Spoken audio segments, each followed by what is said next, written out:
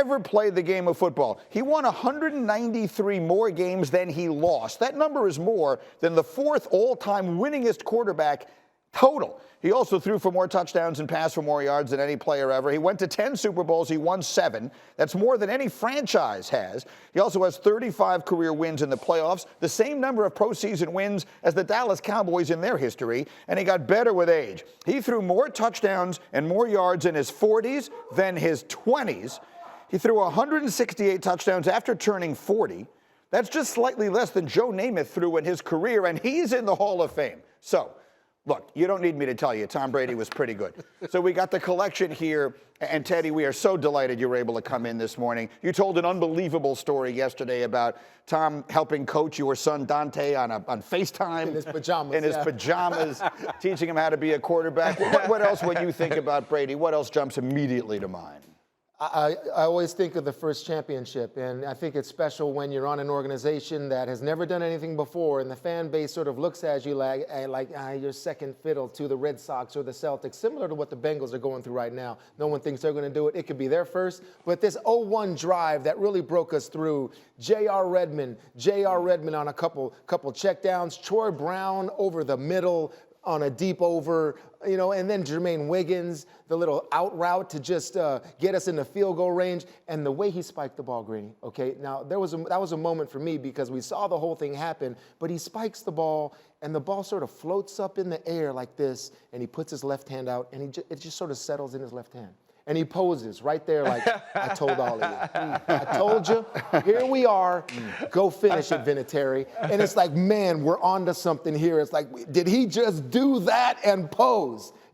So that moment right there was like, wow, breaking through and winning our first is something I'll never forget. It's 20 years ago, almost this week. It was the year the Super Bowl got pushed into February at a time when they didn't used to, but because of September 11th, everything got pushed back a little bit. So it's a couple of weeks away from being 20 years ago exactly. Did you have any idea? Like, here's this kid, he comes in, Bledsoe gets hurt. Did you have any idea that he was, forget about this, because no one ever turned into this, but just that he was going to genuinely be an all-time great quarterback? Absolutely not. Not until like the second or third year even. I mean, he was responsible for 2 touchdowns in that playoff run. He scrambled for one in the snow versus the Raiders, and he threw a touchdown to Patton in the Super Bowl. All right, we scored twice on special teams. Bledsoe comes in when he gets hurt and throws to Patton in the corner in the AFC Championship because Tom got hurt, and then we score, and then Ty Law scores in the Super Bowl. So it was like, way not to mess it up, Tom. Good job. We won the championship. But then it goes from that to all the way that Carolina Panthers Super Bowl, and it's like, we can't stop them anymore. We're gassed defensively. And Brady takes them down the field over and over again, all the way to 2007, him throwing 50 touchdown passes. We don't get that one done. But the roles of him being a complementary piece and a contributor to being the main piece and the main reason why you get to a Super Bowl and have all that success, I was so, just fortunate to watch it all and experience it all with him. Rex, how fortunate were you to be in his division all those years? Another perspective? Yeah, a way different perspective. But thanks, Grady, for the memories.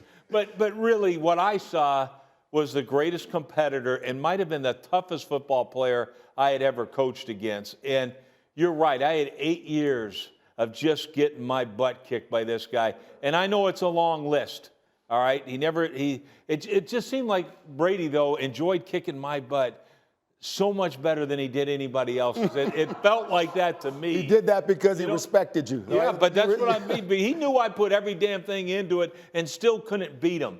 But on one day we beat his butt, and to sit back, and it's funny, but I'll tell my grandkids about it. Yeah, I beat him. Best of all time. I got him once. In a playoff game 10 years ago, it unfortunately is the last playoff game to date the New York Jets have won as a football team, but it was in Foxborough, and then you went on and played Ryan Clark's Pittsburgh Steelers the next weekend in the AFC Championship game. They got smoked by RC. Well, it was actually a closer game than people remember, but that's neither here nor there. Close. RC, you played against Brady in big games. I mean, so many of them, the Patriots and the Steelers, played all those years. What stands out to you? Yeah. That he absolutely owned us. That I played for one of the greatest coaches of all time, and Coach Dick LeBeau. I think the greatest defensive mind the NFL has ever seen.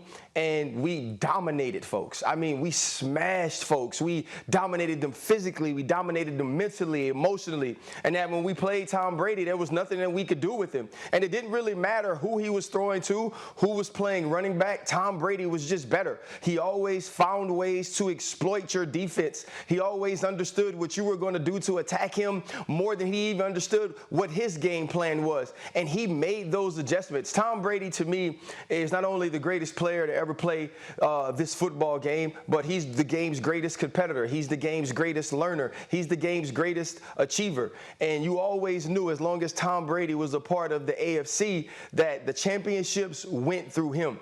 And I think to be that guy and to hold that throne and to kind of be the gatekeeper to rings is a very unique place to be. This dude's had like 5 careers, and Teddy kind of mentioned that. He was a complimentary piece, and then he was a star that won Super Bowls. He was a star who was great offensively and productive and lost Super Bowls, and then he comes back and he wins them again as an older player at MVPs, and then he goes to Tampa. Tom Brady has invented and reinvented himself more than any player in any sport in the history of the major sports in the country of America, and he will be remembered to me as the greatest living American, as John Anderson likes to call him.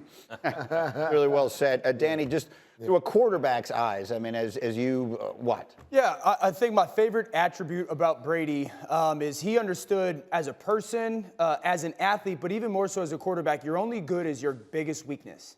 You're only as good as your biggest weakness. And he seemed to constantly work to make his weaknesses strength. Weaknesses strengths. Weaknesses, he's too slow. He's not athletic enough. He's not quick-footed enough. His arm isn't strong enough. And you saw the 2 decades of work to make those weaknesses become strengths, or perceived weaknesses become strengths. Thank you for watching ESPN on YouTube. For live streaming sports and premium content, subscribe to ESPN+.